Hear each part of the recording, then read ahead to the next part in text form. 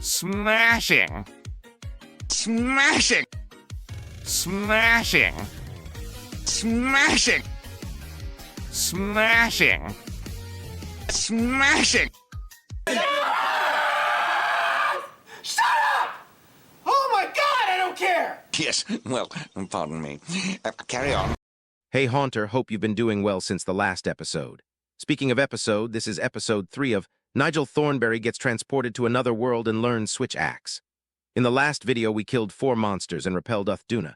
But Squash, there were only 3 monsters shown previously. I know. I got so absorbed playing I forgot to record my playthrough. Hi, I'll record a slay once I get to high rank. Anyways, we bested a farting monkey, a big brown bear, a giant mosquito. On the side, I also decided to craft the juicy 3-part Dashiguma armor pieces for the free meal skill. Hey, Mega Potions is life, brother. I also crafted a weapon cause Lala Barina weapons damage is falling behind. Anywho's, we now get to fight Ray Dao. Ray Dao, the self-proclaimed king of the wilds. A beast with the ego of a god and the mobility of a freight train with attitude. He thinks his massive horns and thunder stomps make him untouchable. That's adorable, because you're showing up wielding a weapon that changes shape mid-sentence and explodes for fun. Switch axe doesn't bring subtlety. It brings an identity crisis with pyrotechnics. You start in axe mode because you like to keep things chill. Wide arcs, clean spacing, lots of hey, I'm new here energy. But then Ray Dao roars like he's about to drop a mixtape. That's when you morph into sword mode, light up like a neon chainsaw, and make sure he gets front row seats to the end of his dynasty. He does his signature triple stomp. Cool. You're already sliding under his belly like you're on rails, charging files and collecting royal dents. Switch axe doesn't block. It doesn't even consider blocking. It swings harder and hopes the monster gets the hint. Ray Dao calls lightning from the skis. You call explosions from your sword. Guess who's louder? Sword mode isn't just DPS, it's damage, please, spectacle. It's a full-blown light show with bonus monster staggering. He rears up to unleash his ultimate thunderblast, and you just morph attack directly into his chest like you're cosplaying reckless decisions. Axe mode lets you play safe. Sword mode lets you commit war crimes. Switch axe lets you do both at the same time. Ray Dao's armor is thick, but your files are liquid disrespect. Elemental, sure. Exhaust, definitely. Paralysis, you spicy gambler. You're not carving a path to victory. You're blazing one while doing aerial flips and disrespecting hitboxes. Other hunters come in with strategy. You come in with volume, style, and the exact amount of energy drink it takes to mistake a royal apex predator for a training dummy. Switch axe users don't ask questions. They morph into answers. Loud, flaming, poorly timed answers. You build charge by landing hits. You land hits by throwing your entire glowing body at the monster and hoping physics has your back. Ray Dao starts his wind-up attack. You do the exact opposite of what a smart hunter would do and slam yourself into his face like you're trying to speedrun a funeral. Switch axe isn't just a weapon. It's a performance piece with a personal vendetta against royalty. Ray Dao flees across the map. You chase him down like a tax collector with a rocket engine. You don't hunt monsters. You interrupt their boss fights with explosions. While the hunting horn sings, the longsword dances, and the bow plays keep away, you're over here doing interpretive violence. You don't dodge like a pro. You tank it like an artist. Switch axe doesn't make sense. That's the point. It's powered by chaos and held together by delusion. You don't just fight Ray Dao. You invade his cutscene, kick down his throne, and steal his roar for your ringtone. He came to remind the world why he's king. You came to remind him why crowns break. Switch axe, because no one expects the glowing, morphing, sword axe hurricane of oops, all aggression. Because when monsters act royal, it's time to start the revolution. Loudly, with files.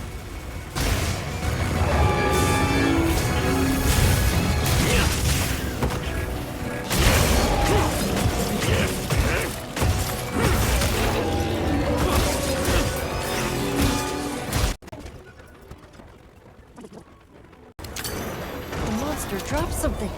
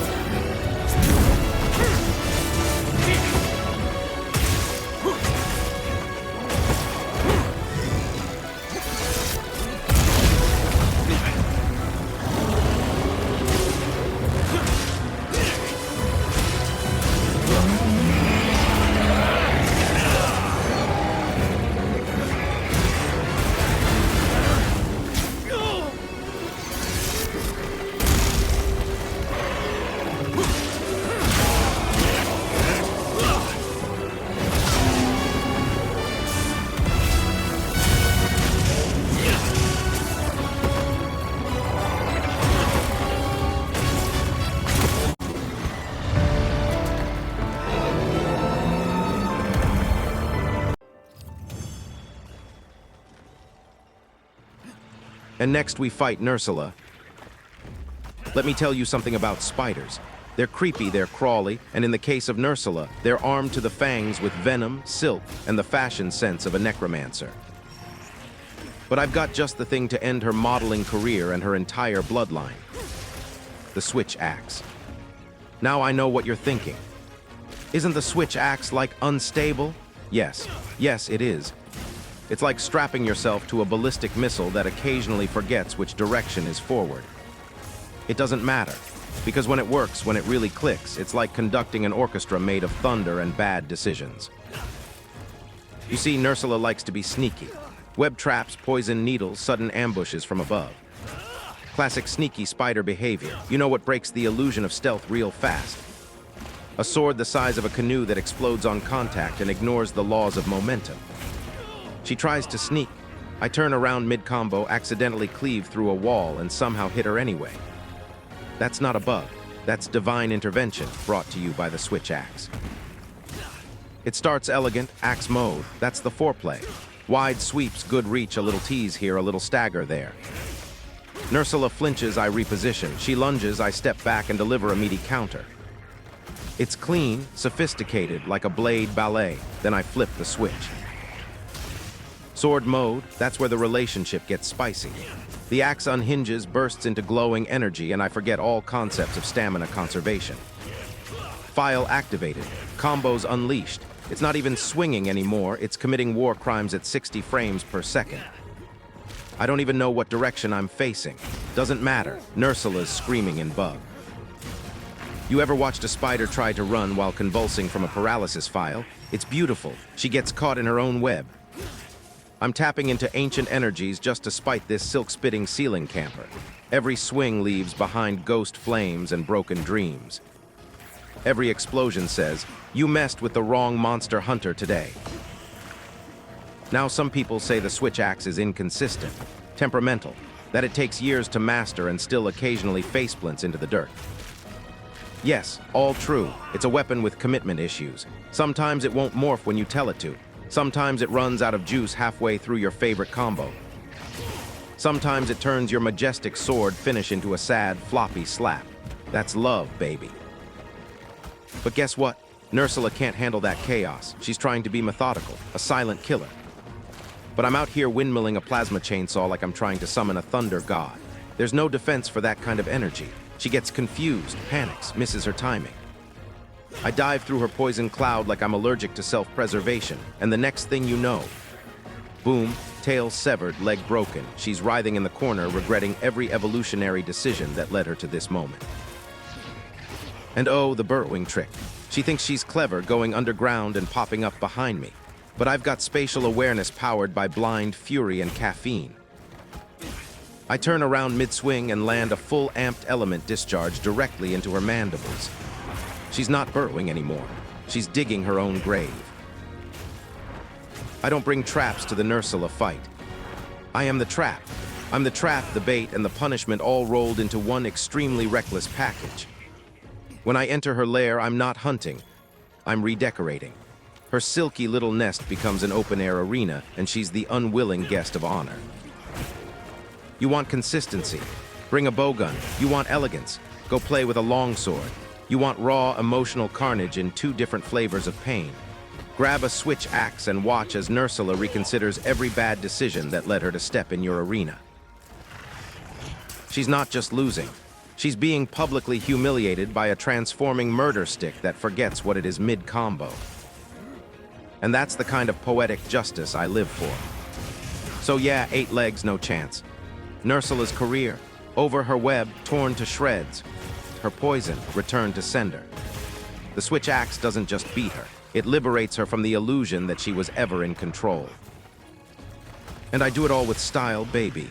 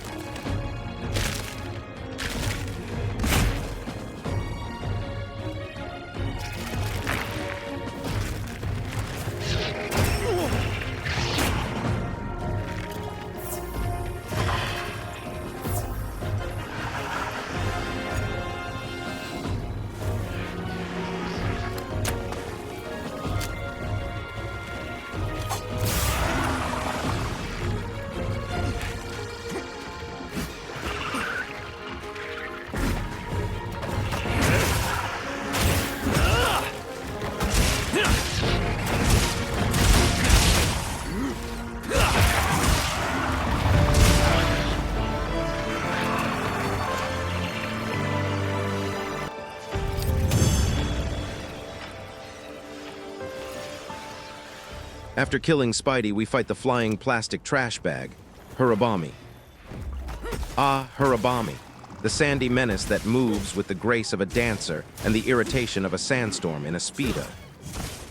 You fought your fair share of monsters, but there's something about Hirabami's unpredictability that always feels like you're one bad morph away from a disaster. You've got your switch axe, you've used it before. Axe mode feels like home, wide, heavy swings that just make you feel like a tank. You're doing okay. The rhythm's there, but Hirabami, she's a blur of sand and fury.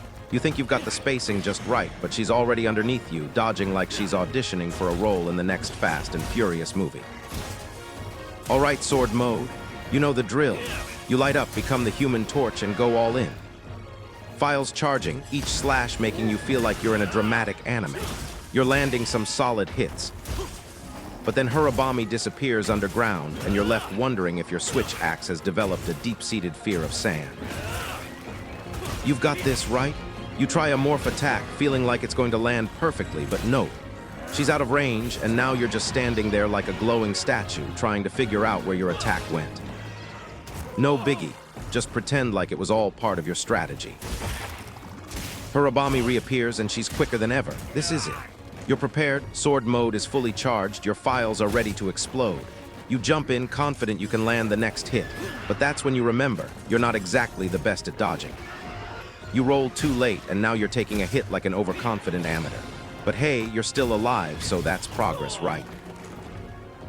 Okay, axe mode time. You like the wider arcs, the power swings. You go for a big attack, but oh no, you're a bit too close. Hirabami does that speedy tail swipe, and you're left thinking, yeah, I really should have spaced that out better. But hey, you're learning. At least now you know you need a little more space between you and her if you want to stay alive. Sword mode again, this time you've got it. You're charging files like a pro. Well, not a pro, but at least you're not hitting the wrong button anymore. The glow from your weapon is blinding and beautiful, and it feels like you're about to enter your own personal highlight reel. Just one more swing and you... Oh no, she's underground again. You think for a second about jumping in with a morph attack, but let's be real. You've only just learned to reliably land that move without smashing your face into a wall. So you end up charging around in circles like a confused lawnmower, hoping she'll reappear somewhere you can actually hit. But then, yes, you finally land a good hit. Hirabami's weak spot lights up and your files go off like fireworks. It's beautiful, you're hitting your stride. For a moment it feels like all your mistakes have been erased and maybe, just maybe, you've got this under control. Of course, she's not done yet. Hirabami comes back faster than you expected, and now you're left scrambling to catch up. You morph into axe mode just in time to miss her again. It's not that you're bad, no. It's that Hirabami has the agility of a caffeinated squirrel, and you're over here trying to catch up while holding a glowing axe. Switch axe's strength is in the morph, in the adaptability. You know this. But sometimes when you're facing off against a beast that's this slippery, you can't help but feel like you're trying to dance with a tornado. You'll get a hit here, miss a big attack there, but in the end, it's all part of the journey. Okay, now's the time. Files ready. Hirabami's down, she's vulnerable. You charge in, morph attack. But you miss again. Maybe next time, or maybe you need a bit more practice. You know, it's fine. Switch axe isn't perfect. It's a learning curve, and some days it feels like the weapon is more of a struggle than a solution. But when you land those hits, when you get the timing right, it's all worth it. Hirabami's retreating. She's not done yet, but neither are you. Switch axe in hand, you're ready for the next phase, even if you're still figuring out how not to trip over your own sword every few seconds. Switch axe, because sometimes it's not about being perfect. It's about surviving the chaos and pretending you know what you're doing while still swinging with all the heart of a hunter who's definitely going to need more practice.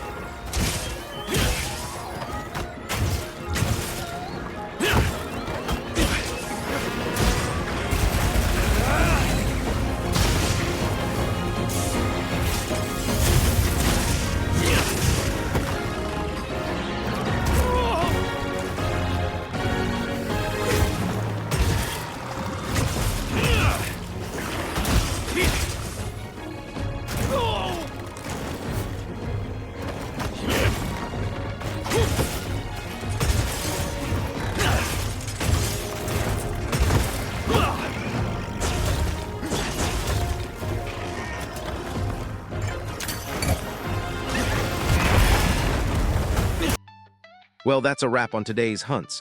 We took down some tough monsters, and even though I've definitely looked like a fool with my switch axe at times, okay, more than a few times, I'm still loving the chaos it brings.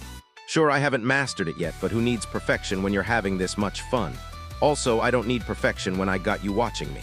Thanks for hanging out with me, you beautiful bastard. Have a nice day.